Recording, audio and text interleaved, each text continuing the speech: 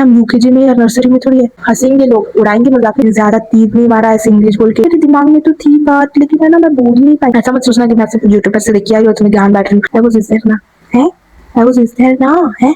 शौक क्या हो गए, तुम्हारी इंग्लिश है। अब एक दिन प्रैक्टिस करोगे और दूसरे दिन नहीं प्रैक्टिस करोगे तो ऐसे ही होगा ना। यार मेरे दिमाग में तो थी बात, लेकिन है ना मैं बोल ही नहीं पाई। कैसे बोल पाएगी बहन, बेसिक्स ही क्लियर नहीं है तो बोल कैसे पाएगी यार। लेकिन वो मेरे पे हंसती है, वो मेरे पे हंसता है, मुझे इंग्लिश नहीं आती। हंसेंगे ही ना, ट्राई नहीं करते कभी बोलने की। आधे लोग क्या पैसे होंगे जिनको इंग्लिश बोलनी तो आती लेकिन समझ नहीं आती।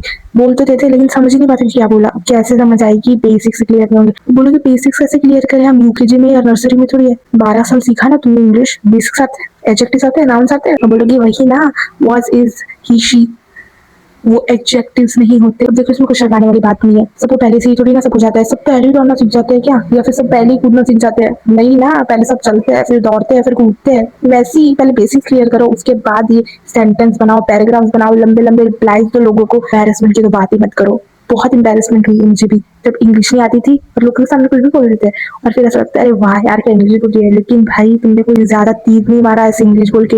उल्टी का तुम्हारी बेइज्जती हो गई है वो इंग्लिश बोलने के बाद। यार मैंने तो कितनी अच्छी इंग्लिश बोली, फ्लेक्स करने की बात है नहीं वैसे कोई। आई वॉज इज अगले को पता ही नहीं चल रहा तुमने क्या बोला। क्या फायदा है इस इंग्लिश का। उससे अच्छा मैं कहती हूँ बेसिक सीखो, यूट्यूब पर सारे वीडियोस देखो और उसके बाद कहना कि यार मेरी इंग्लिश बहुत अच्छी है। लेकिन ट्रस्ट मी, जब कोई भी तुम्हें ऐसा कॉम्प्लीमेंट करता है ना कि यार your English is very fluent, बहुत अच्छा लगता है। मुझे भी मिली थी एक बार ऐसे कॉम्प्लीमेंट एंड ट्रस्ट मी इतना अच्छा लगा था ना। लेकिन उसके बाद से अभी तक नहीं मिली। खैर तो मिल सकती है अगर तुम ट्राई करो तो, लेकिन ट्राई नहीं करते। अभी देखोगे वीडियो और जाके फिर बंद कर दोगे और सो जाओगे। अरे यार सीखनी है ना इंग्लिश, करना है ना लोग के सामने फ्लेक्स। खोखला फ्लेक्स नहीं वैसे, अच्छा वाला फ्लेक्स कि यार देखते क्या इंग्लिश बोलती है, क्या इंग्लिश बोलती है, फटाफट इंग्लिश बोलती है इसमें तो। यार तू मुझे पैराग्राफ लिखी थी यार, मुझे ना लेटर लिखना तुझे लिखी थी, करना है ना ऐसा फ्लेक्स। तो जाओ सीखो इंग्लिश। पर है ना इंग्लिश बोलने आ जाए तो समझ में नहीं। यार मुझे इंग्लिश बोलने आती है, मैंने ये बोल दिया, अरे यार कितना फास्ट बोला है तूने, वो तो देख, थोड़ा पॉज भी लेना सीख लेना। अब देखो अगर तुम ऐसे बोलना चाहोगी यार बच्चा क्या बोली बहन, I was not even there ऐसा बोला ना। तो इतनी फास्ट क्यों बोल रही है, ट्रेन पकड़नी है क्या तुझे कोई? नहीं ना, तो धीरे बोल, आहिस्ता आहिस्ता बोल, दूसरे को समझता है तो क्या बोल रही है।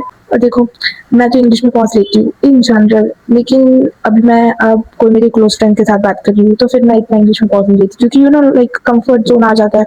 तो फिर तुम इतना हेजिटेट नहीं करते हो इंग्लिश में बोलने के लिए। लेकिन अगर वही चीज तुम्हें किसी और के सामने बोलनी हो तो यार मुझे यार श्योर ऐसा हो जाता है, होगा ही ना। तो पापा होता ही है। बहुत सारों का सवाल होता है कि मेरे आसपास तो कोई है ही नहीं कि मैं किसी के साथ इंग्लिश में बात करूँ, मेरा इन्वायरमेंट ही नहीं है वैसा। नहीं है ना, खड़े हो जाओ, खड़े हो जाओ, जाओ जाओ। अब जाओ मिरर के सामने खड़े हो जाओ, वहां पे खुद के साथ बात करो। हंसेंगे लोग, उड़ाएंगे मजाक, लेकिन फिर वही लोग आएंगे तुम्हारे पास तुम्हें पूछने क्या कैसे किया तुमने, यार मुझे भी सिखा देना यार थोड़ी सी इंग्लिश। अच्छा लगता है ना तभी। इसलिए अभी थोड़ी एम्बेरसमेंट हो रही है, थोड़ी बेइज्जती शर्म आ रही है, होने दो। कितने दिन, एक दिन, 2 दिन, 3 दिन, फर्क पड़ेगा। उसके बाद इट्स ऑल नॉर्मल। फिर तुम्हें ऐसा अफसोस होगा यार मैंने आज तो प्रैक्टिस की लेकिन कल नहीं कर पाई, यार मैंने कल तो प्रैक्टिस की आज नहीं कर पाई। तो उसके लिए काम करो, तुम यूट्यूब पर सर्च करो हैरी पॉटर सीन्स, सब टाइटल्स ऑन करके देखना, वरना सब कुछ तुम्हारे दिमाग के ऊपर से चला जाए। और फिर जितने भी वर्ड जो तुम्हें समझ में आए वो सारे गूगल पे सर्च करो और डायरी में लिखते जाओ, एक एक वर्ड लिखते जाओ। क्योंकि बिलीव मी बिगिनर लेवल पे सब कुछ समझ में आता है, नहीं तो ओके है किसी को भी आता है। ऐसा मत सोचना कि मैं सिर्फ यूट्यूब पर से देख के आई और तुम्हें ज्ञान बैठ रही हूँ। मैंने खुद ये सब कुछ ट्राई किया है एंड ट्रस्ट मी वर्क्स। कर दिया, डायरी में लिख दिया, वही वर्ड के मीनिंग्स जो डायरी में तुमने लिखे हैं वो रोज देखते जाओ, रोज रिवाइज करो। 1 महीना, बहुत बहुत ज्यादा 1 महीना तुम्हें लगेगा, मैक्सिमम 2 महीना, उसके बाद तुम्हें इंग्लिश आएगी ही। लेकिन कंसिस्टेंसी पे डिपेंड करता है। रोज अगर तुम देख रहे हो ना तो ही, एक दिन तुम देख रहे हो दूसरे दिन नहीं देख रहे हो, खुद से ही बहाना बना रहे हैं, अरे यार मैं तो मार्केट चली गई थी, अरे यार मुझे ये काम था, अरे यार मुझे वो काम था। ऐसा नहीं चलेगा, ऐसा नहीं बनते तुम इंग्लिश में होशियार।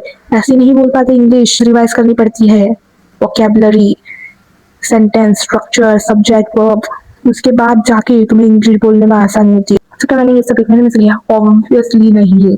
ये सीखने में मुझे करीबन 3-4 साल तो लगे इतनी फ्लुएंट आने में इंग्लिश, मैक्सिमम 2 साल। उसके बाद मैं इंग्लिश बोल पा रही हूँ। तो मैजिक नहीं आएगा कि एक दिन में सब कुछ आ जाए, मुझे लगेगा टाइम।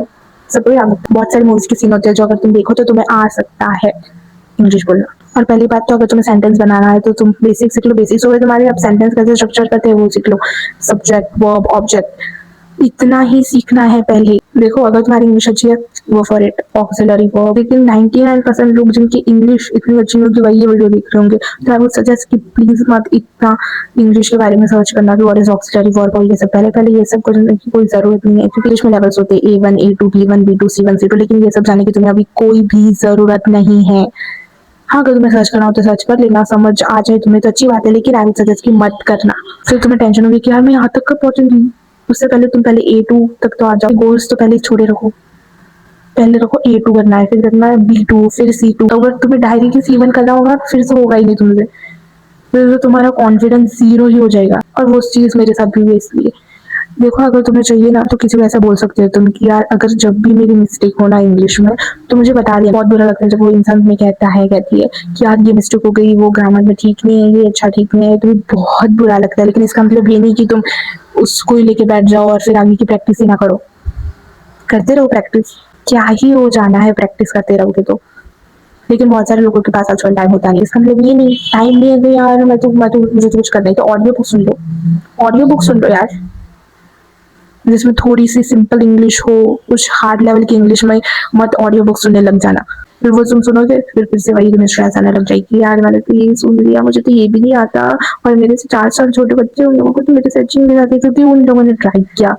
मे बी उनका एटमोसफियर वैसा होगा या फिर उन्होंने वैसा एटमोसफियर बनाया होगा। यू डोंट नो, डोंट जज people by the way they put their self out there. और एक बार तुम्हें इंग्लिश आ गई ना, एक बार, तो ऐसा तो नहीं है कि पूरी दुनिया तुम्हारे हाथ में हो जाएगी, ऐसा तो कुछ नहीं है, लेकिन तुम्हें ऐसा अच्छा लगेगा कि यार मैंने कुछ तो किया, कुछ तो नया सीखा।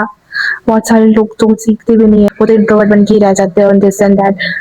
तो तुम्हें उनसे तो बेहतर लगेगा कि जो लोग कुछ करते नहीं और बस कमेंट्स पास करते रहते हैं, उनसे तो अच्छी हूँ मैं। तुम बेसिक सीखने लग जाओ ना तो उसकी भी एक शीट बनाना और वो शीट रोज गो थ्रू करना। अगर तुम्हारी इंग्लिश अच्छी हो ना तो भी तुम बेसिक्स करना। अगर देखो अभी मान लो तुम्हें कुकिंग सीखनी है नहीं, लेकिन मान लो तो तुम्हें एक रेसिपी दे दी तो तुम देखोगे ना कि इंग्रेडिएंट्स क्या है उसके, एक एक इंग्रेडिएंट का नाम जानोगे, बेसिक से स्टार्ट करोगे ना तो कोई भी चीज तुम्हें बेसिक से ही स्टार्ट करनी पड़ती है। छोटे छोटे से स्टार्ट करोगे ना तो पूरी इमारत बना पाओगे। अगर तुम्हारा ब्लॉक ही अच्छा नहीं है, अगर तुम्हारा पायोनियर ही अच्छा नहीं है, तो फिर तुम्हारी इमारत कैसे अच्छी होगी, फिर तो वो तो गिरी जाएगी। और अगर तुम्हें चाहिए कि तुम्हारी इमारत ना गिरे, तुम्हें एक स्ट्रक्चर्ड फॉर्म में सब कुछ चाहिए, तो बेसिक सीख लो, बहुत फायदा होगा तुम्हारा। तुम्हें किसी से जाके पूछना नहीं पड़ेगा कि यार मेरी इंग्लिश कितनी अच्छी है, मेरी इंग्लिश अच्छी है कि नहीं, मेरी ग्रामर में कोई है कि नहीं फॉल्ट। इसे सीख लो। और एक बार तुमने वो शीट बना ली ना, वो तुम रोज गो थ्रू करना। ऐसा नहीं कि एक दिन मैंने देखी दूसरे दिन मैंने फेंक दी। एक फोल्डर बना लो उससे अच्छा इंग्लिश का, और उस फोल्डर से रोज गो थ्रू करना, रोज देखना उसे, रोज रोज जब तक तुम्हें नहीं आती तब तक। लोगों को ऐसा क्यों लगता है कोर्स लेने से या फिर क्लास लेने से इंग्लिश आती है? सेल्फ स्टडी भी कुछ होती है कि नहीं? हमारी मेंटालिटी ऐसी क्यों हो गई है कि सबको ऐसा लगता है क्लास जाएंगे ट्यूशन जाएंगे तो ही हमें इंग्लिश आ सकती है, वरना तो कुछ कर ही नहीं सकते हम। तो पहली बात ये तो सुधार लो तुम्हारी मेंटेलिटी कि मुझे क्लास जाना पड़ेगा, मुझे कोर्स लेनी पड़ेगी, उसके बाद ही मुझे इंग्लिश आएगी। तुम ऐसे भी सीख सकते हो जैसे मैंने तुम्हें कहा, और उसके बाद फिर करते रहना, बनाते रहना पैराग्राफ। उसके बाद तुम्हें जो सेंटेंस बनाना, जो पैराग्राफ बनाए, किसी की हेल्प के बिना बनाते रहना, करते रहना लंबे लंबे रिप्लाईज, और फिर पूछेंगे सब तो कहते रहना कैसे सीखा। मैं आशा करती हूँ और मे बी आई होप कि तुम्हें वीडियो अच्छी लगी हो। Don't forget to like, share and subscribe.